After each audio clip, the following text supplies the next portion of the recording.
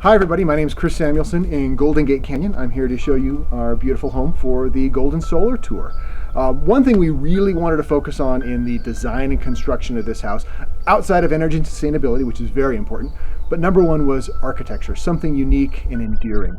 After that, instead of focusing on generation ability or mechanical needs, our first goal from a design standpoint was to reduce our total energy consumption.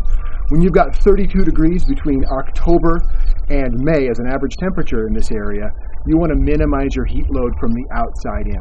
And we did that with R60 roof, R40 walls, R20 below grade, and triple pane windows. In addition, a very small footprint of the space, only about 1,900 square foot, and then we've added about 220 square feet of south-facing glazing. Coupled with a double layer of 5/8 inch sheetrock for thermal mass, that right there covers about 1/3 of our heat load. Now, to get to the next level and actually make the space comfortable, we rely on a geothermal heat pump. Now, what that is essentially an air conditioner run in reverse. At this area, you go down about 30 feet and you've got 50 degrees ground temperature throughout the year. Through mechanical means, we can amplify that to about 120 degrees, and that provides the balance of heating in the space. What's also unique about this site is we have no natural gas, and propane, quite frankly, is just too expensive. Our utility up here has a novel rate structure based on time of use. So from 2 p.m. until 9 p.m., our cost triples. So there's a heavy incentive not to consume energy during that time. But for the balance of the time, our marginal cost is only about 6 cents a kilowatt hour. So using some switching controls and a very efficient wood burning stove, we're able to drive down our energy consumption to about 800 kilowatt hours a month, which includes the heating, and that means our bill is about $45 a month, annual average throughout the year. So let me go ahead and take you around the house and show you some of these features. Let's go. As a basis for design, our architect came up with a novel concept of the declination between magnetic north and south and true north and south. Now, that's about 8.5 degrees. That's a little hard to work with from a construction standpoint, so we rounded it up to 10 degrees.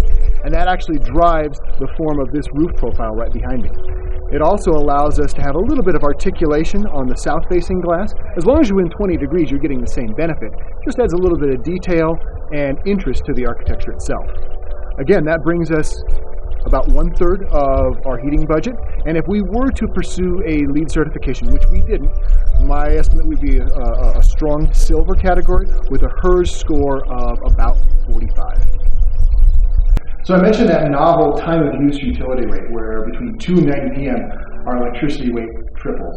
Sometimes on those cold winter nights, we need a little bit of extra heat to get us through, even if we had good solar gain throughout the day. That's where we rely on this little tiny wood stove, about 75% efficient, takes all its supply air from the outside. Another thing we do in those evening hours is for lighting, every light source in the house is LED, light emitting diode. Very efficacious, keeps our energy consumption down both in the peak times as well as throughout the year. So here we are on the last stop on the tour, my garage, showing you the compressor for our geothermal heat pump. And let me just go over how this system operates. A heat pump is essentially an air conditioner run in reverse. And what this system uses is a refrigerant that has a boiling point that is low enough that will vaporize at the temperature we have down below grade, about 50 degrees year-round here at this elevation. Then that vaporized refrigerant comes back up into this compressor, is literally squeezed back into a liquid, and then releases heat into the space. It's quite frankly just that simple. A compressor with some refrigerant that provides the balance of heating throughout the space. No additional heat is added to the space. It's all through the interaction and phase change of that refrigerant material. Now this is a direct expansion heat compressor.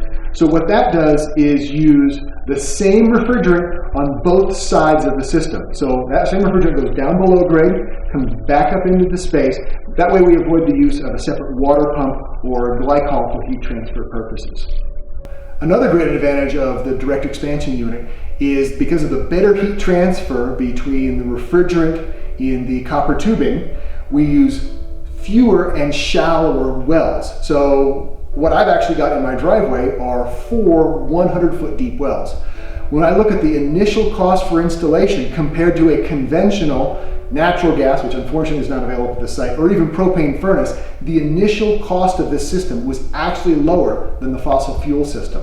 So if you're in a space where you don't have access to natural gas, this is a system that provides a great first cost as well as monthly heating cost advantage.